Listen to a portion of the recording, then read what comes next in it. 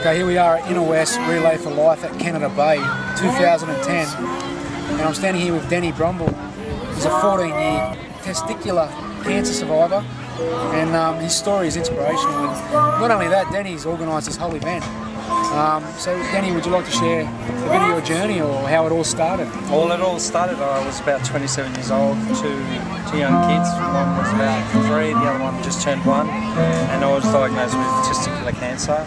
To say the least, it was a bit of a shock to the system, threw my world upside down. Thus began the journey of constant tests, blood tests and scans and surgery to begin with, and then there was a detection of a spread into the lower region of the abdomen. Some nodes were looking suspicious. They were tested and one of them was cancerous, so a round of chemo for about 4 months. That didn't work in shrinking the actual tumour. Then I needed major abdominal surgery to remove all the glands. They had the theory that you might as well take everything out just in case it would be suspicious. Once that was done, I was given the all clear that there weren't any more cancer cells in those nodes. So I effectively walked out in 1996, the 1st of August actually, in 1996, walked out of hospital, and that was the last time I had active cancer treatment, and thus began the journey getting back into life. And to say that cancer saves you is a bit of, not saves you, changes you, is a bit of an understatement. I really struggled for a while, depression. You know, when you're in your darkest hours in having chemo, you make promises to yourself, and you just can't get back into that normal life that you were living previously. And so I struggled with a lot of that. And now it's about reaching milestones. The first one was turning 30, and I made a promise to myself also to have to see my kids grow up. So I've seen my eldest graduate from school this year, and that was a big milestone. I was actually quite a mess when that happened. It was something I didn't expect to happen so far down the track from cancer. Now his 18th coming up in a few weeks, so that'll be a big cause for celebration, another milestone. And in the interim, I had a 3rd child as well, which I was told I wasn't able to have, so it's been quite a run. And here you are today, 14 years, and have you beat it? Have you looked at it like that, you've beat it? Yeah, I'm no longer looking over my shoulder, so I'd say I've been there. I think I'm no longer scared of it, if you want to put it that way. In the early days, there was a lot of, oh, what's this pain, what's this, maybe it's come back. There was a lot of fear in my daily life, going through life, and there's always fear. I suppose most cancer survivors would understand that. And I actually struggled with the word survivor, because Relay honours survivors and carers, and I didn't come to a Relay for quite a while. It's the last 4 years that I've been actually actively involved on the committee and co-chairing for 2 years, and actually trying to put back. I've been given a chance by some great medical breakthroughs, and fundraising does go towards that, as well as educating, and that's another part of Relay and what I put in, and volunteer all the time, and I'll probably continue volunteering for the Cancer Council the rest of my life. That's great. That's what I'm going for at the moment. I'm only 3 years, so still sort of fresh. It is. Yeah. There's no time limit on when you can. You know, when do you actually stop, or don't fear that it's back there or coming back. So, and it's very hard. You just wake up one day maybe and you're feeling almost better. How are you? I mean, how are you when you've got a test coming up? You're leading up to it. It's like the house empties. Oh yeah, my wife. Get out of Jay's way. You got a checkup coming up. The anxiety kicks in, and you don't notice it. Notice it until they tell you. You don't notice it. So I can safely say I've moved on from that, but I know a lot of people. Chris, can you come to the stage, please? You sort of live your life by the scan. You get it to be scanned, and you're like, oh great, I'm right for another 3 months now. Make sure you pick up your candles. And it's hard. Yeah, it's like, So you're living part-time? so you're living, yeah, and people are like, you've got to put it behind you and get on with your life. But how can you put that sort of stuff behind you? It's Very hard. a positive mind, you've got to have a positive mind. Oh, you can always do that. But you can never put the diagnosis out of your system.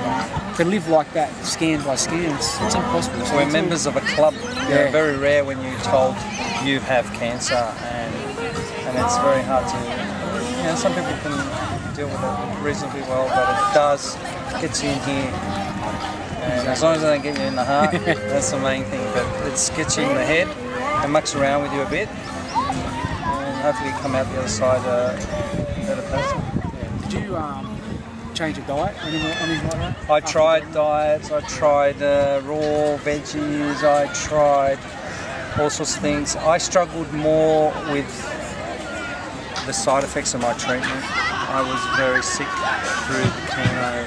The chemo really threw me out completely. I went to naturopaths, I went to all sorts of, it was the side effects of the chemo that really knocked around. Because my cancer, as a physical presence, I didn't feel any difference. So, but I did go through all that. So now I've given this chance, so to speak, to change the way I eat, change the way I live.